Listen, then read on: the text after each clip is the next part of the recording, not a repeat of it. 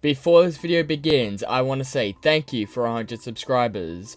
This is a milestone I never thought I'd see in, well, this little time. I thought it would have taken me 5-6 years to get there. So, I'm happy that you've all decided to stick around and watch these videos.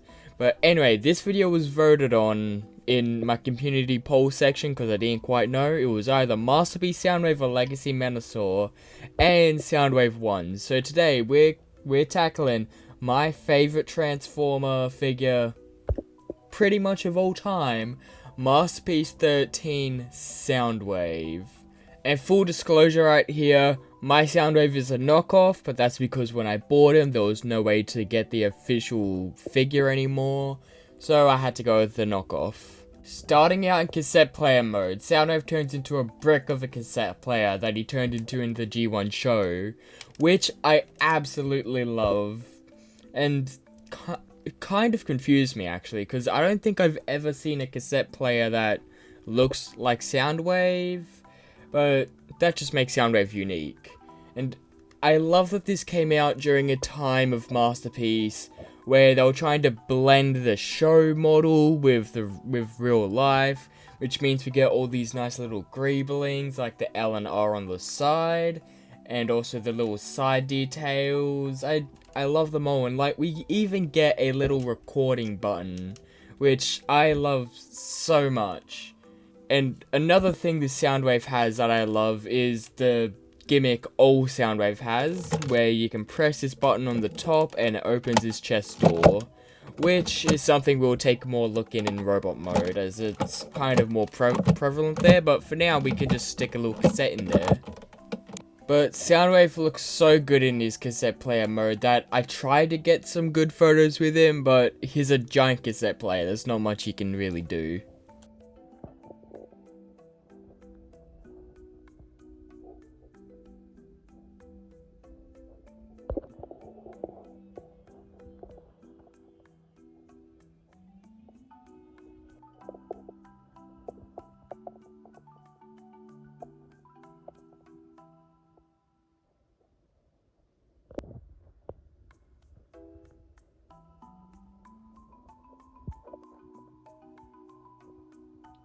Transformation on Soundwave here is just standard Soundwave fare. It's just unfolding him. It's quite easy.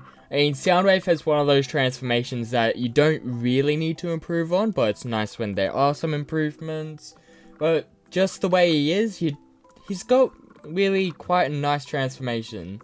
Now, my only issues with him is the crotch is a bit hard to move out once it's in place. And the side panels on the legs are hard to transform out of their cassette mode, as there's no grip on the side to get it. So I had to go into the part separator and move them. But other than those two things, it's a great transformation. So yeah, those two things are the main things that really stick out for me. Now, here we are in robot mode, and wow, he just screams Soundwave. This is something that I'll always give Masterpiece. They always capture the feel of the character. Like, this figure just feels like Soundwave is. I don't know if that makes sense, but when I hold him, I just feel Soundwave. Now, I love how he looks. The blending with realism really helps him. Now, my only issue is that the blue is just a little bit darker than what Soundwave is. I mean, personally, it's fine. I do like the shade of blue they used, but a little lighter shade would have been nicer, just so we could get him standing out on a shelf. But as he is a nice shade of blue, and yeah, it looks really nice. Posability on Soundwave is great. Now, the only way I can describe this is he has like 3 separate joints to get something in the same place it'd be with another joint. Basically, he's got 3 joints to do the same thing. But starting off, Soundwave has a swivel at the head, which can look up and down. His arm goes all the way around unimpeded. Shoulder goes out 90. Bicep goes out 90. It's got bicep swivel, a double jointed elbow allowing for it to go all the way. It's got wrist swivel, and mine being a KO means its fingers can open. It's got waist swivel. His leg goes forward all the way, out to the side all the way. And the joint itself has a swivel, allowing for the leg to go all the way back. There's a cutout in the thigh, allowing for the leg to move to the side, mostly for transformation. The knee bends at 90 and has a swivel. The toe bends down and has a maximum pivot, which is quite nice. And his shoulder cannon rotates. Now, Soundwave comes with quite a few accessories. Starting off, if you go to Soundwave's chest, you can open it up and pop out this little cassette. This is Laserbeak, and wow, he looks amazing as a cassette. It's got so much detail, I love it. The transformation on him is quite easy to get into bird mode, which I think it takes I think the Siege version takes a couple steps from it. Robot mode on Laserbeak looks amazing. It looks just like he did. Like, his head looks amazing. He has a little flip out camera, which I like. And he's got quite a little bit of posability, like his feet swivel, his neck goes all the way up and down, his head bends on that, and the wings have some articulation, which I quite like. Yes, Laserbeak is a nice little add-on to Soundwave. His next accessory is stored on his back. It's this little battery that you can unfold and it becomes Soundwave's gun battery thing. I don't know if it actually got a name or not in the show, but I just call it his battery gun, which I'm pretty sure everyone else calls. It's quite nice and it looks perfect, and it fits quite well with Soundwave.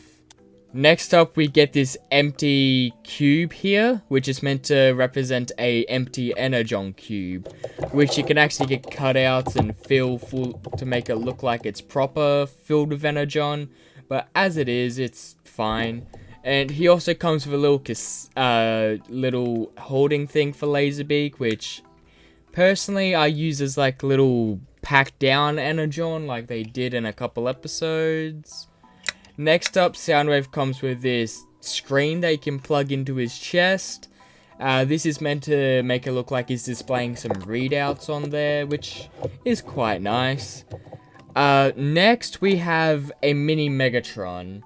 Now, my Megatron just came with part of the gun. I've been trying to find out parts to make it the full version, but if you get, normally copies would have like a gun barrel, sight, and the rest of the gun. But as is, this is my Megatron. I don't really use him with Soundwave as it is. That's mostly because it's broken. Well, missing parts. And finally, Soundwave comes with this little sensor gun thing that was seen in the pilot episodes of G1. I never really got it, but it's here, I guess. And I remember it being more blue than it is silver, but the silver looks amazing on it. But Soundwave looks so good here that I just had to take some photos, so here they are.